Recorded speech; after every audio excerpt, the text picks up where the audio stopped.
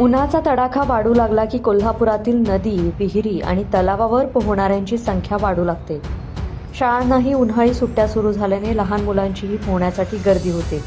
मात्र गेल्या 2-3 दिवसांपासून कोल्हापुरातील घटनांनी प्रत्येकाच्या मनात भीती निर्माण केली आहे. शुक्रवारी सकाळी 21 वर्षांचा तरुण वारणा नदीत पोहायला गेला तो अजून घरी परतलाच नाहीये. नदीपात्रात शोध मोहीम सुरू असताना त्याच्या आईनं फोडलेला टाहो उपस्थितांच्या मनाला चटका लावून जाणार होता.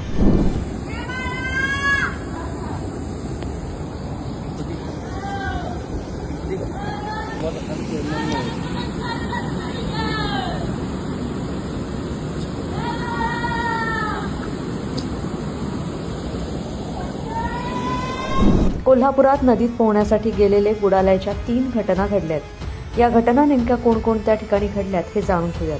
पहिली घटना, अभिषेक बाबासाहेब कांबळे वय 21 राहणार 32 शिराळा तालुका शिराळा जिल्हा सांगलीचा हा युवक बुधवारी दुपारी काळंबावाडी धरणानजीक काळोखे पाण्याच्या डोहात बुडाला. अभिषेक त्याच्या कॉलेजच्या मित्रांसोबत 1 एप्रिलला काळंबावाडी धरण परिसरात पर्यटनासाठी आलेला. या घटनेची नोंद बुधवारी रात्री वेळाने झाल्यानं गुरुवारी सकाळी राधानगरी पोलिसांनी बचाव पथकाने शोधकार्य सुरू केलं. त्यानंतर गुरुवारी दुपारी अभिषेकचा मृतदेह दूधगंगा नदीत सापडला. अभिषेक हा एकुलता एक मुलगा होता. तसेच ही सर्वच मुलं घरी न सांगता पर्यटनासाठी आलेली. दुसरी घटना, ज्योतिबाच्या यात्रेवरून गावी परतताना शिंगणापूर बंधाऱ्याजवळ पंचगंगा नदीपात्रात दुर्गमानवाड येथील तरुण गुरुवारी बुडाला. अरुण धोंडीराम गुरव वय 38 राहणार दुर्गमानवाड तालुका राधानगरी असं त्याचं नाव आहे. आंघोळ करण्यासाठी शिंगणापूर बंधाऱ्याजवळ पंचगंगा नदीपात्रात अरुण उतरला. यावेळी त्याला नदीचा प्रवाह आणि पात्राचा विस्तार मोठा असल्याने पाण्याचा अंदाजच आला नाही. पोहत पोहत नदीच्या पाण्यात तो गेला खरा, मात्र माघारी परतताना त्याची प्रचंड दमछाक झाली. त्यावेळी पाण्यात बुडताना पाहून नागरिकांनी मदत केली, मात्र ती मदत अपयशी ठरली आणि दुर्दैवाने अरुण यांचा बुडून मृत्यू झाला. अरुणचा मृतदेह 48 तासांच्या शोध मोहिमेनंतर शुक्रवारी दुपारी शोधण्यात आपत्ती व्यवस्थापनाच्या पथकाला यश आले. तिसरी घटना, वारणा नदीवरील चिकुर्डे पूल येथे पोहण्यासाठी गेलेला संकेत रंगराव कांबळे हा 21 वर्षाचा तरुण बुडाल्याची घटना शुक्रवारी घडली. नदीत पोहायला गेल्यावर पुन्हा काठावर येताना संकेत बुडू लागला. यानंतर स्थानिकांनी त्याचा नदीपात्रात शोध घेतला, मात्र तो सापडलाच नाही. त्यानंतर शनिवारी सकाळपासून आपत्ती व्यवस्थापनाचं पथक त्याचा शोध घेतंय. त्यावेळेला त्याच्या आईनं फोडलेला टाहो हा हृदय पिळवटणाराच होता. सध्या उन्हाळ्याचे दिवस आहेत. लोक नदीपात्रामध्ये पोहण्यासाठी येत असतात. आजचीच एक दुर्दैवी घटना वारणा नदीपात्रामध्ये घडलेली. संकेत कांबळे नावाचे युवक, 21 वर्षाचे युवक आज या वारणा नदीपात्रामध्ये बुडालेत. माझं एक सर्व लोकांना आव्हान आहे की नदीपात्रामध्ये जात असताना पोहायला येत असेल तरच नदीपात्रामध्ये उतरत जावा, अन्यथा नदीपात्रामध्ये जाण्याचे धाडस करू नका. सोबत आलेल्या पोहायला जात असताना आतताईपणाचं धाडस करू नका. याच कालावधीमध्ये आज या एप्रिल महिन्यामध्ये 3 लोकांचा पाण्यामध्ये दुर्दैवी बुडून मृत्यू झालेला आहे. त्यामुळे आपण जर पोहायला जात असाल तर आपली व आपल्या सोबत आलेल्या व्यक्तींची काळजी घेण्याची गरज आहे. कोल्हापुरात घडलेल्या या 3ही घटना पाहिल्यानंतर नदी, तलाव, विहिरीत पोहण्यासाठी जाताना काय काळजी घ्यायला हवी याविषयी जाणून घेऊयात. नमस्कार, मी प्रसाद संकपाळ, जिल्हा आपत्ती व्यवस्थापन अधिकारी, जिल्हाधिकारी कार्यालय कोल्हापूर. कोल्हापूर जिल्ह्यामध्ये दरवर्षी आपण एका गोष्टीचा अनुभव घेतो.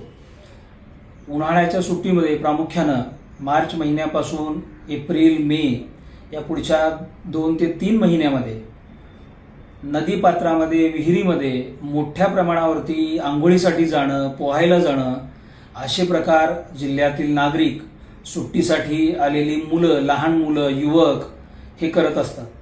आणि दरवर्षी आपल्या असं लक्षात येतं की पोहायला गेल्यानंतर पाण्याचा अंदाज न आल्यामुळं किंवा व्यवस्थित पोहायला येत नसतानाही पाण्यात उतरल्यामुळं बऱ्याच व्यक्तींचा, तरुणांचा, लहान मुलांचा बुडून मृत्यू झाल्याच्या घटना सातत्यानं घडत असतात. यावर्षीही सन 2026मध्ये आता गेल्या सलग 3 दिवसात म्हणजे आज, काल आणि परवा या सलग 3 दिवसामध्ये जिल्ह्यामध्ये पाण्यामध्ये बुडून मृत्यू झाल्याच्या 3 घटना घडलेल्या आहेत. ही बाब अत्यंत दुःखद आहे.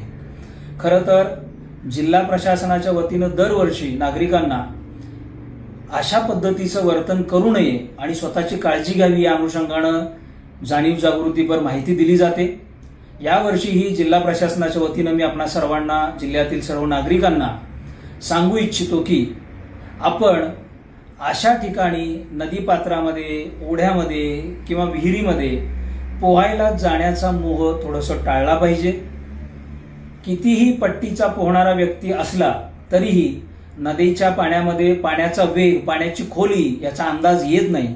विहिरीमध्येही अशीच परिस्थिती निर्माण होते आणि यामुळं पाण्यामध्ये उतरल्यानंतर पोहत असताना दम लागणं, गटांगळ्या खाणं, फुफ्फुसामध्ये, नाकामध्ये पाणी गेल्यामुळं श्वास गुदमरणं, यामुळं बुडून मृत्यू होण्याच्या घटना खूप मोठ्या प्रमाणावरती गतवर्षी आणि त्याच्या पाठीमागच्याही वर्षी घडलेल्या आहेत. तर नागरिकांनी अशा पद्धतीचा धोका पत्करू नये. पोहायला जर जात असाल तर आपल्यासोबत किमान एखादी हवा भरलेली इन्नर असावी किंवा दोरीसारखं एखादं साधन आपल्यासोबत असावं. लहान मुलांना अजिबात मोठ्यांच्या सोबतीशिवाय पोहायला पाठवू नये आणि पोहायला जाणाऱ्या व्यक्तींनी पाण्याचा अंदाज घेऊन, पाण्याच्या गतीचा अंदाज घेऊन मगच पाण्यामध्ये उतरावं. पोहायला येत असेल, नदीच्या गतीच्या पाण्यामध्ये पोहण्याची सवय असेल तरच पाण्यामध्ये उतरावं, अन्यथा आपल्या जीवाला धोका होऊ शकतो. आपण आपल्यासोबत कुटुंबातील आपल्यासोबत आलेल्या लहान मुलांची, व्यक्तींची, युवकांची काळजी घेणं अत्यंत आवश्यक आहे, असं आवाहन जिल्हा प्रशासनाच्या वतीने करण्यात येत आहे. नदी, तलाव, विहिरीत पोहण्यासाठी जाण्याचा आनंद हा वेगळाच असतो. मात्र हाच आनंद आपल्या कुटुंबावरती दुःखाचा डोंगर कोसळण्याचं कारण बनू शकतं. त्यामुळेच तुम्हीही पोहण्यासाठी जात असाल तर योग्य ती काळजी घ्या. लहान मुलांना घेऊन जात असाल तर त्यांची विशेष काळजी घ्या. लोकमत.com साठी कोल्हापूरहून मी दुर्वा दळवी.